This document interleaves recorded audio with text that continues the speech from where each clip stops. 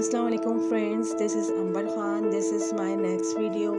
آج میں آپ کو کچھ خاص باتیں بتانے والی ہوں۔ صحت کے لیے جو اصول قیامت تک قائم رہے گا، اس کا نام اعتدال ہے۔